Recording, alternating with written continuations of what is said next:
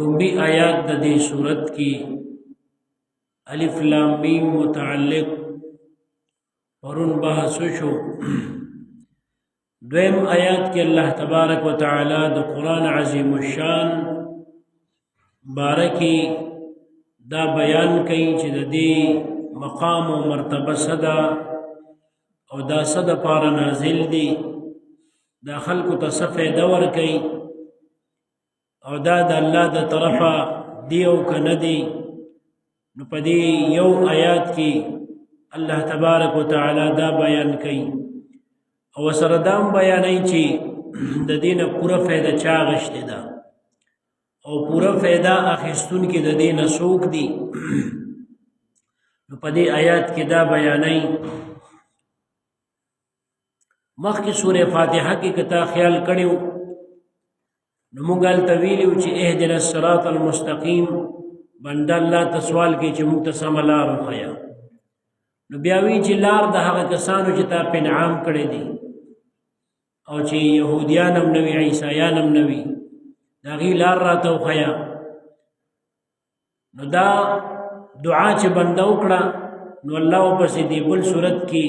اوس اغلار خولې ده چې اغلار چې کوم انعام الله بچا کړی دی او صراط مستقیم لار ده. نو دا کوم لار ده؟ نو هغه په دې صورت په دې دویم آیات کې الله وایي چې ذالک الکتاب وغدا کتاب دی اسید لار چې دا صراط مستقیم لار ده او دغه رنګي د هغه چا لار ده چې نه د يهودو ده نه د عیسایانو ده او دغه شان دا لار د هغه چا ده چې الله په انعام کړی دی. نو هغه لار د قرآن عظیم الشان ده، هغه په دې قرآن کې ذکر ده. نو دلته په دې آیات کې الله فرمایي چې ذالک الکتاب لا ریب فیه، دا کتاب چې دی نو په دې کې شک نشته. اوس دلته یو ټکی دی ذالکا اسم اشاره ده د بعید یعنی د لری د پاره، لکه مون پښتو کې وایو دا سیزه او اغه سیزه، نو اغه د لری د پاره وایو او دا د نږدې د پاره وایو. نو د دې معنا دا د ذالک الکتاب او اغه کتاب، حالانکه کتاب خدا دی. نو دلته د قاعده موافق هاذا الکتاب پکارو، هاذا الکتاب او دا کتاب، حالانکه الله ذکر کا ذالک الکتاب او اغه کتاب، ودلته په معنا کې ذالک الکتاب او دا کتاب. اوس لفظ د لری اشاره ذکر دی او معنا به د نږدې کې د دې وجه دادا چې د قرآن عظیم الشان مرتبه ډېر لری د اوچته ده. نو کله چې یو ځای سړی نه لري نو پښتو کې خلک وایي اغه سړی چې لري وي ده نه کنه، او یو موقع کې سړی نږدې وي خو مرتبه اوچته نو خلک ورته اغه وایي په وجه ردی چې د مرتبه د معنا د ډېر لري اوچته ده. د قرآن عظیم الشان مرتبه چون کې اوچته وا نو ځکه الله تبارک وتعالى د هاذا په ځای ذالک راوړو. او یا معنا دا ده چې دا قرآن عظیم الشان اول په لوح محفوظ کې و. لوح محفوظ هغه کتاب دی چې الله د مخلوقاتو د پیدایش نه 50,000 کاله مخکې د هر څه پکې لیکلي دي چې دا څه به کېږي، هغې ته لوح محفوظ وایي. نو هغې کې دا قرآن مجید هم موجود و. نو الله تعالی ذالکه کې اشاره هغې ته کوي چې هغه کتاب چې په لوح محفوظ کې پروت او یا ذالکه کې اشاره دې ته ده چې دا قرآن عظیم الشان دو قسمه نازلېدلو. یو د لوح محفوظ نه دا مونږ ته چې کوم اسمان ښکاري دنیایي اسمان، په دې کې یو خاص ځای الله دې دپاره پیدا کړی چې بیت العزت ورته وایي، د عزت کور. نو یو د لوح محفوظ نه دغه بیت العزت ته د دنیایي اسمان ته ټول په ټول قرآن عظیم الشان نازل شوی دی او دا د قدر په شپه په رمضان کې نازل شوی دی. او بیا د ړومبني اسمان نه نبی علیه السلام مبارک باندې په درې اشکاله کې لږ لږ نازل شوی دی. نو چون کې دغه اسمان خو لري دی نو ځکه ورته ذالک الکتاب او هغه کتاب چې بیت العزت د ړومبي اسمان کې دی نو اوس د لرې اشاره صحیح شوه او بعضې مفسرین وایي چې کله ذالکا په ځای د هذا راځي نو اشاره د لرې د خو معنی د دې د ذالک الکتاب و دا کتاب نو اوس کتاب څه ته وایي کتاب خو مکتوب ته وایي لیکلي شوي څیز ته ویل کېږي کوم څیز چې ولیکلی شي هغې ته کتاب وایي لکه ختم کتاب وایي هر لیکلی شوي څیز ته کتاب وایي نو اصل کې دا مکتوب وي لیکلی شوی دې ته کتاب ویل کېږي خو قرآن عظیم الشان که لیکلی شوي نه وي هم ورته کتاب وایي ځکه دا د دې یو نوم هم دی څنګه چې د دې قرآن نوم دی د دې فرقان نوم دی نو د دې کتاب هم نوم دی د نوم هم دی د الله کلام دی د دې نوم کتاب هم دی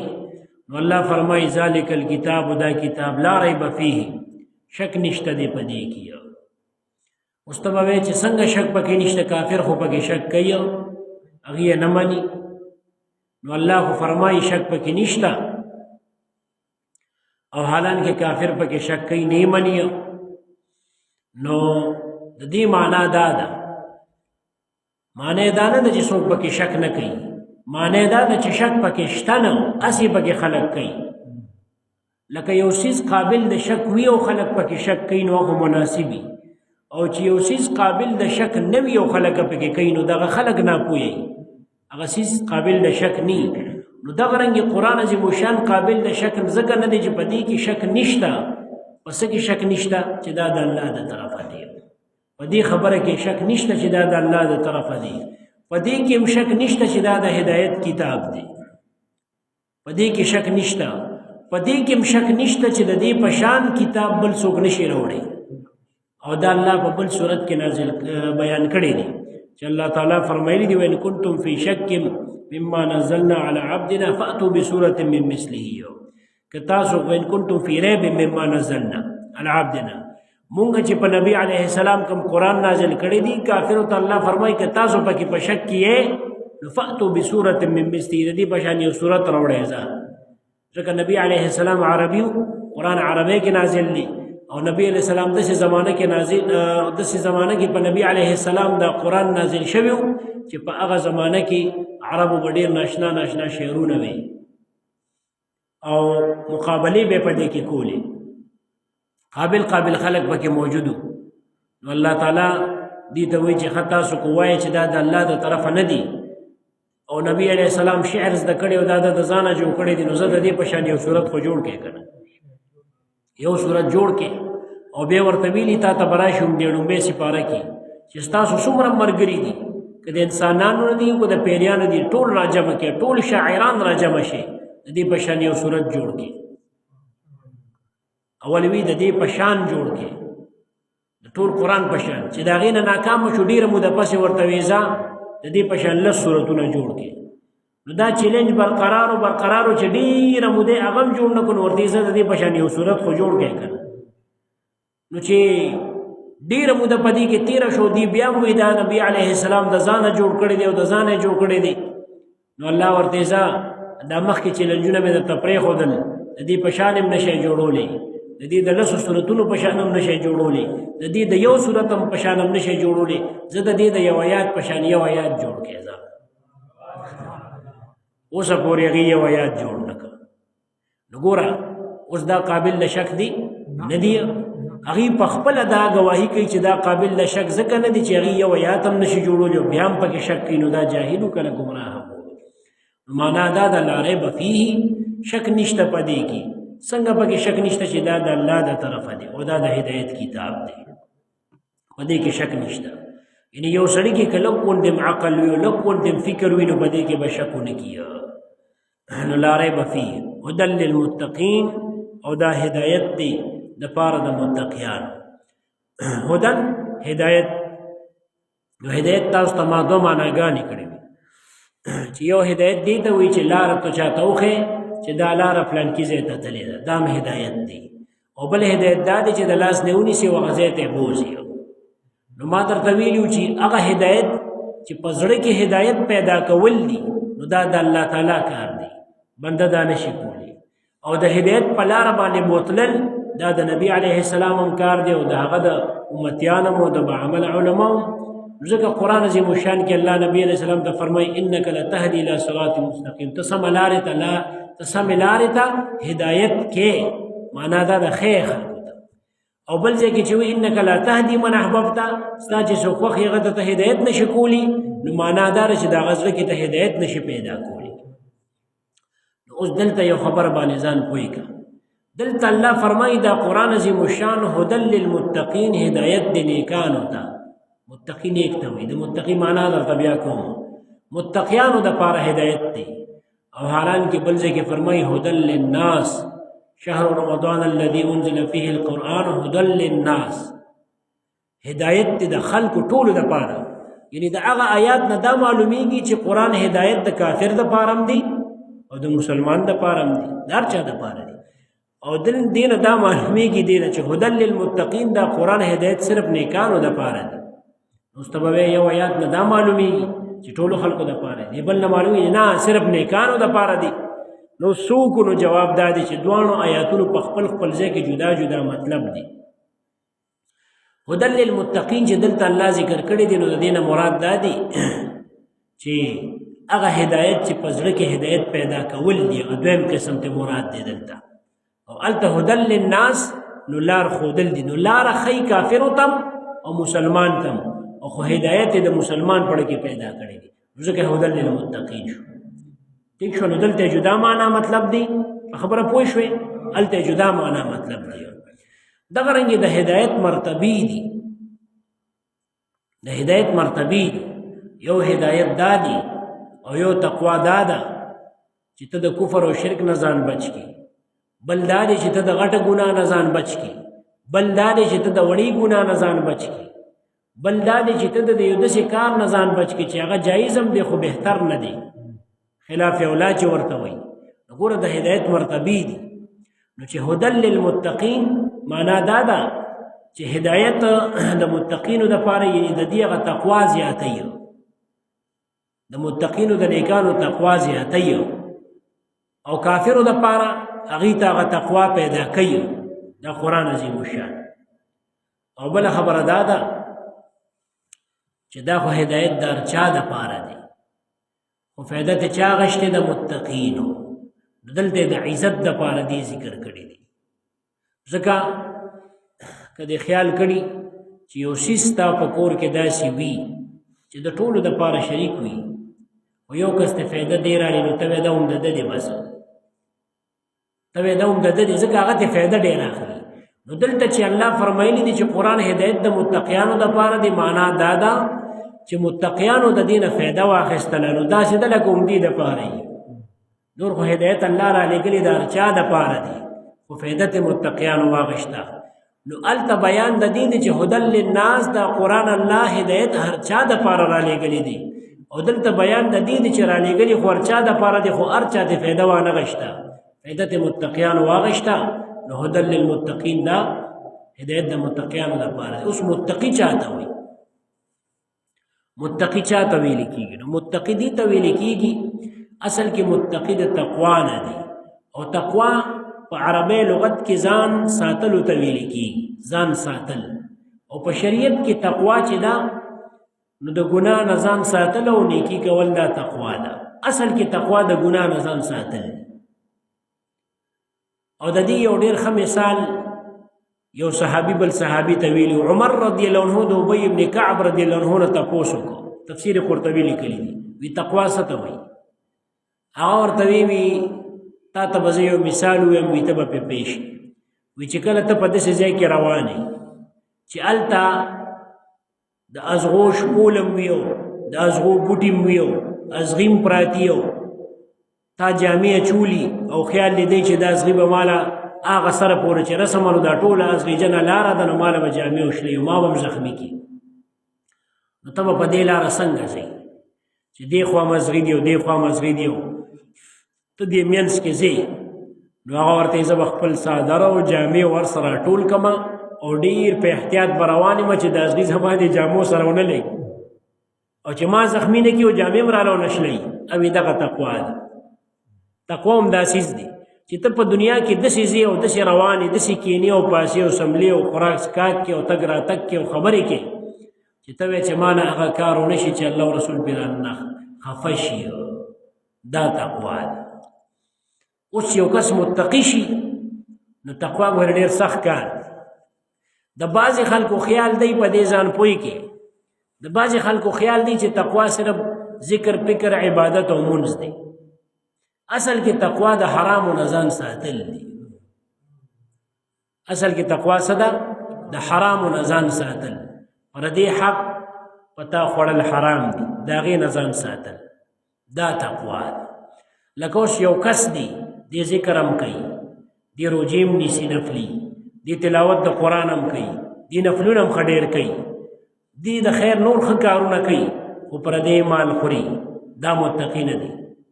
پردې حق خوري، دا متقي نه دی. غیبت کوي، دا هم پردې حق دی، دا متقي نه دی. تهمت په چا لګوي، دا متقي نه دی. دې کوي منځونه کنه. نو اصل کې تقوا د حرامو نه ځان ساتل دي، د حقوق العباد نه ځان ساتل دي چې سړی پیمان نه کړي، د خپل لاندې نه کړي، وی نه خوري. دا تقوا ده. نو دا بنیادی چیز مو بیا چې کله دا چونکې یو مشکل صفت دی، آسان نه دی. ذکر کول آسان کار دی، تلاوت کولم آسان کار، نفل کولم آسان کار دی. دا ټول کارونه ګورې آسان دي ښه، ځکه زموږ هم دا کار دی. سخت کار څه دی؟ پردي مال نه صبرول، پردي حق نه صبرول، پردي حق بل ته ورکول، د غیبت نه ځان ساتل. ته موږ تاسو خو ګپ په غیبت لګو چې کینو نه لکه چې غیبت نه شوي نو بس ګپ نه لګولی کېږي، تهمت نه لګولی شوي، تمسخر ټوکه چا پورې نه شوي، ګپ نه لګولی کېږي. دا تقوا ده. اوس به په دې تله ځانو تلیر سړی چې کوم سړی متقي دی، په دې به ځانو تلی ښه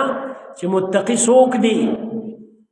پته به درته ولګي چې زه خو منځونه هم کوم او تهجد هم کوم او ذکرونه هم کوم او تلاوتونه هم کوم، خو لارو کې هم ګرځم. نو ګوره چې متقي یم او که نه،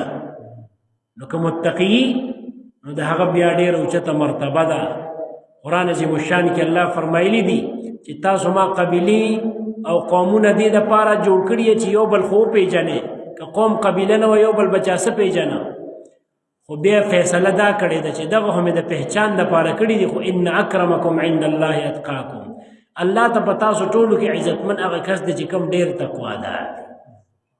دا فیصله الله کړې ده. او نبی علیه السلام مبارک چې کله حج لتلی و، اخري حج چې د هغې نه مبارک 2-3 میاشتې پس وفات شو، نو هغې کې چې کومه خطبه ویلې وه د حج په موقع، نو هغې کې هم دا ویلي و چې فضیلت نشته د عربي په عجمي باندې، د تور په سپین باندې او د سپین په تور باندې، مګر په تقوا باندې. څه باندې؟ او تقوا باندې. خلک وایي چې دا تقوا څه شی ده؟ وي یاره زه متقي یم او فلان کې متقي دی او تقوا پکار ده. تقوا دغه څیز دی، تقوا دا څیز دی او دا یو مشکل څیز دی. الله دې موږ او تاسو کې دا صفت پیدا کړي، که چا کې ني او که چا کې وي نو الله دې زیات کړي، کمال ته دې الله ورسي. بس تقوا در کې پیدا شو په خپله کار آسان. ما تاسو ته یو ځل ومې یو ځل درته بیا هم وایم چې نیکي کول آسان کار دی، ګناه نه ځان ساتل سخت کار دی. ډېر ګناهګار به ته ویني چې ګناهو کې وراشي، بیا جومات کې منځونه هم کوي، نفلونه هم کوي، ذکرونه هم کوي. نو نیکی کول آسان کار دی، ګناه نه ځان ساتل سخت کار دی، ځکه د ګناه نه په ځان ساتلو اجر هم ډېر زیات دی. نبی علیه السلام فرمایي من خاف، قرآن عظیم الشان کې الله فرمایي من خاف مقام ربه جنتان. څوک چې د الله ته د ودرېدلو نه ویرېده او یو ګناه پرېښودله چې د الله نه یېرېږم، پرېښودله، نو دله به الله 2 جنته ورکړي. او نبی علیه السلام مبارک فرمایلی دي چې 2 کسان به داسي چې د قیامت په ورځ به د الله د عرش د سوري لاندې ولاړي. 2 کسان، یو درته پکې ویم، یو پکې کې دا دی چې ښه د حسن او د جمال او د نسب والا یو زنانه تا ته د ګناه دعوت درکي او ته ورته وایې زه د الله نه یېرېږم. لکه یوسف علیه السلام، یوسف علیه السلام چې هغه د چا غلام و په هغه ټیم کې، او کومه مالکه وه زلیخا چې د بادشاه ښځه وه او په حسن او جمال کې مشهوره وه، هغسې وم نه څوک، او چې دعوت یې د ګناه ورکړ نو هغه وی ربه تا ته به راشي 11مه سپاره کې چې ربه جیل مې خوښ دی، و دا خلک چې ما رابلي. او یوازې دا نه، بیا د وزیرانو ښځې ټولې راټولې شوې وي او چې کله دي ولیده نو هر د وزیر ښځې دنه مطالبه د ګناه کړې وه ټولو دته دا وایي که تا زموږ مطالبه پوره نه کړه نو موږ به تا همیشه جیل ته ولیږو نو دغه ټایم کې د الله ته سوال وکړه چې ربه جیل مې خوښ دی او دا دې مې چې کوم ګناه ته رابلي دا مې خوښ د نبي علیه السلام امت کې هم داسې خلک تېر شوي دي د یو ولی او د بزرګ باره کې راځي کتابونه لیکلي دي روض الریاحین کتاب چې یو نیک سړی و ابا د حلال رزق طلب کولو دپاره زنبیلونه خرڅول زنبیل خو پېژنې که نه دا به یې خرڅول په یو بنګله باندې تېرېدل ته یو مرداره ښځه وه نو دا د الله دا ولي چې کومونو دا د رنګ نه ډېر ښایسته او لوړ تنګ او پهلوان نو هغه چې دا آواز وکړه چې زنبیلونه خرڅومه نو چې داسې راښکاره شوه دې ولیده نوکرې ته یې ویې دې بره راوخېجوه بره زما دې کور ته چې کله یې بره وخېجه ورته دا زنبیلونه هم درنه ټوللم او دومره پیسې هم در کومه خو د ګناه مطالبه یې ترې وکړه هغه وی یاره زه خو حلال رزق ګټم ډېرې بانې وکړې خو هغه وی داسې کار دی چې یا خو دې وجنم د دې ځای نه دې لاندې غورځوم ستا به تپوس ما نه څوک وکړي او یا دنه دا زنبیلونه ملم د پوره ورځې دیاړي مزدوري هم در کومه او بدعملۍ مطالبه زما پوره کړه هغه سوچ وکړه چې اوس به زه څه کوم و داسې کار یې وکړه چې یاره دلته باتروم چېرته شته لیټرین په هغه ټایم کې وي زه قضا حاجت کوم او دس ماتوم نو بس بیا به ستا مطالبه پوره کوم بیا بس زه صحیح ده چې دننه ننوته نو بس اودسمات یې وکړو دا خپل اودسمات یې راواغېشت او په ټول وجود باندې یې ومږه او چې بار ته راووته نو بدبینونه ترې تل بس ښځې چې ولیده وي دا څه شی دی دا خو لیونې دي نوکرانو ته یې ویلې وي باسئ وي باسئ بس وی ویسته دا اوس د الله د یارې نه دا کار کړو داسې څوک کوي نو چې کله ووته بار یې ولامبل نو چې ویې لامبل نو خفه و چې زه د ګناه نه خو بچ شومه خو د وجود نه به مې څو ورځې بدبویي هغه ټایم کې خو دا سپری او شیمپوګانې دا څیزونه چېرته و د سوونو کاله مخکې خبره ده خو چې ده ولامبل او د غسلخانې نه راووته نو قدرتي د وجود نه خوشبویي تلله او د ده نه به دا خوشبویي تر مرګه پورې بیا تلله دا ته یو کس تپوس کړی و دا قصه مې چې درته چا چې تپوس چې ته کوم قسم عطر مږي موږ قسمه قسم عطرونه پیدا کړو ومږو ستا خوشبویي تیز یې زه خو عطر نه مږم وي دا ته دروغ ویم خیر خو چې ډېرې تنګ ورته زه عطر نه مږم ګنې زه ما باندې تجربه وکړې پاک صاف وي ورشه ولامبو چې راغی همغسې خوشبویي ته تله نو بیا هغې ورته دا څه وجه ده بس وي دې کې ستاسو څه کار خو خیر چې مجبور یې کړو دا قصه یې ورته وکړه دا داسې کار شوی ما درته وي د نبي علیه السلام امت کې مغه د یوسف علیه السلام سنت ډېرو خلکو ادا کړي دي که نه غرض مې په دې کې په تقوا کې چې متقي چاته ویلې کېږي چې دې ځان د هغه څیزونو نه منهیات کوم چې شریعت منع کړي دي چې د هغې نه ځان وساتي اصل متقي دا دی یعنی که یو کس داسې وي چې صرف 5 ټیمه فرض مونځ کوي او نور یوم نفل او ذکر نه کوي خو ته د حرامونو او د منهیاتو نه کوم شیزونه چې په شریعت کې ناروا دي د هغې نه ځان ساتي نو دا متقي دی دی متقي دی او که یو کس شپه ورځ ذکرونه او تلاوتونه او منځونه او نفلونه کوي خو دې د هغه څیزونو نه ځان نه ساتي کوم چې شریعت منع کړي دي نو دی متقي نه دی